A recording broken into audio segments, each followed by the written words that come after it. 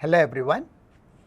Today we are going to discuss one of the topic in BCom semester 3 under cost accounting, and the name of the topic is variance analysis. So let's begin with the main topic. First of all, we are going to know the exact meaning of variance analysis. So in standard costing, variance means difference between standard level and actual performance.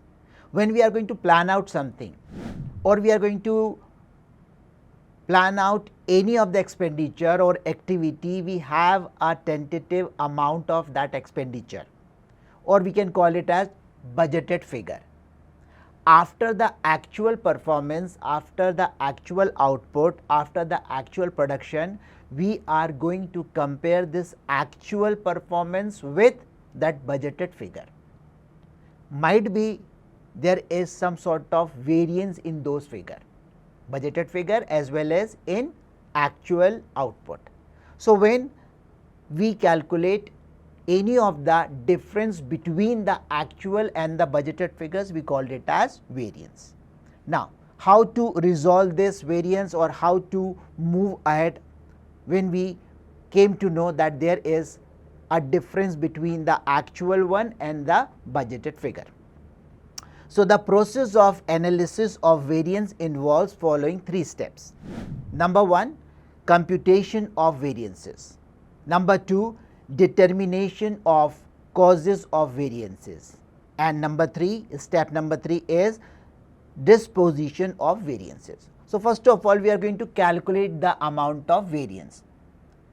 What is the size of variance? What is the amount of variance? First of all, we are going to compare it after comparing the actual amount as well as the budgeted amount.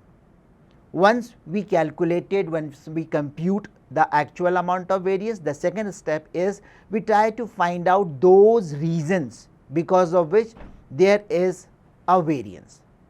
That means we are going to determine the causes of variance, why the variance arises, right? And then at the end we try to dispose of variances, so that in the coming years, in the coming time, we are able to match our actual performance along with the budgeted figures. Now the next one is how we are going to classify the variances. That means classification of variances. By taking different bases, we are going to classify the variances. The base number 1 is we are going to classify it on the basis of function.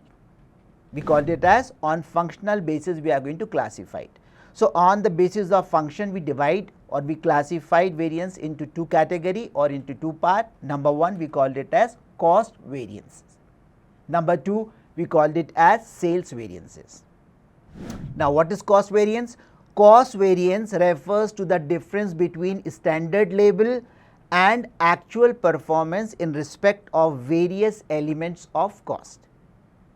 In order to manufacture anything, we need to incur certain amount of expenditure, and the total of that expenditure we termed it as cost. So whatever we are going to spend, at the end we are going to do the total, and the total amount represent the cost. Now we know that when we calculate the cost, there are 3 elements. Number 1, material. Number 2, labor, and number 3, we called it as overhead. So variances are also categorized into 3 parts. Number 1, we called it as material variance. Number 2, we called it as labor variance, and number 3, we called it as overhead variance. When we talk about overhead variance, again there is a division in 2 categories.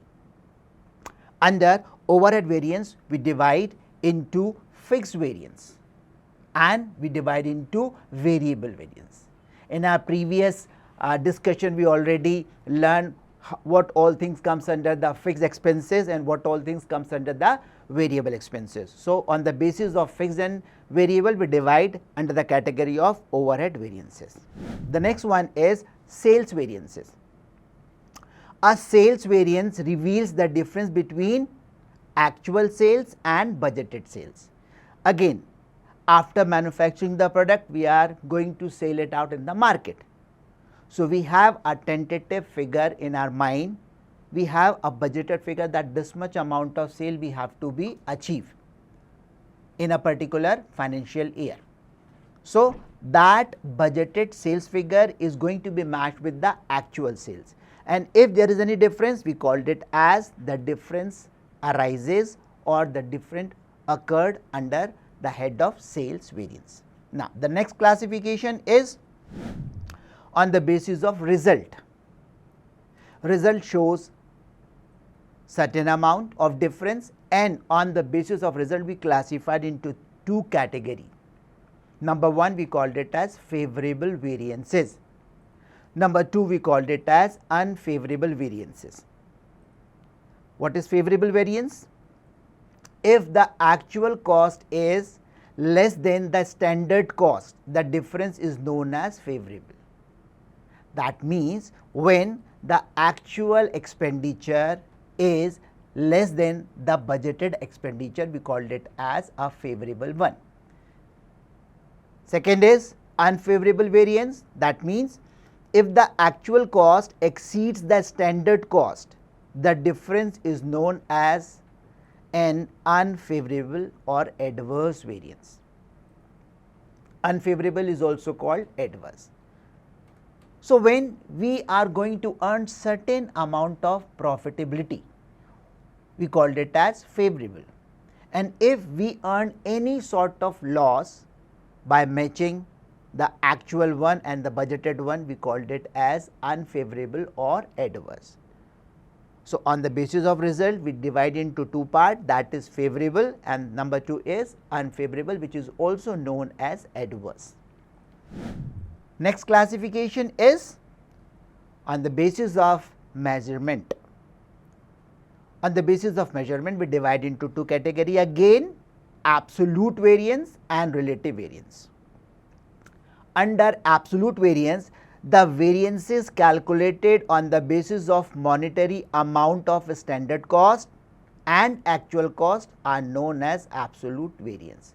So, when we are going to take the actual figures in amount or in quantity, whatever be the condition, but we are taking the actual digits, we are going to get the actual amount, we called it as absolute variance. Second one is relative variance. Under relative variance, if variance are expressed in percentage of a standard cost, they are known as relative variances. When we are not calculating on actual amount, but we are calculating on the basis of percentage, ratio or proportion wise, then the difference because of the change in actual and the budgeted figures, we are going to calculate in terms of percentage, we called it as relative variance. Then the next classification is on the basis of controllability. On the basis of controllability, we divide again into two categories. Number one is controllable variances, number two is uncontrollable variances. Simple, as per the name it is clear that those variances which can be controlled by the management or by the people or by the system or by the technique, they are termed as controllable variances. That means we are able to control it. And those which cannot be controlled by the management or by the people, by the system, by the machinery, we called it as uncontrolled variances. For example, wastage. Wastage can be controlled by the employees, by the manager.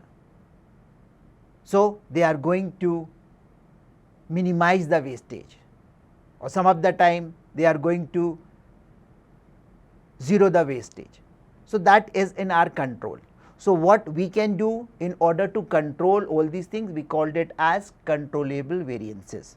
But when it is not possible in our hand from our side to control the things, it comes under uncontrollable variances. Then next one is on the basis of nature. On the basis of nature, the first one is basic variances and second one is sub variances.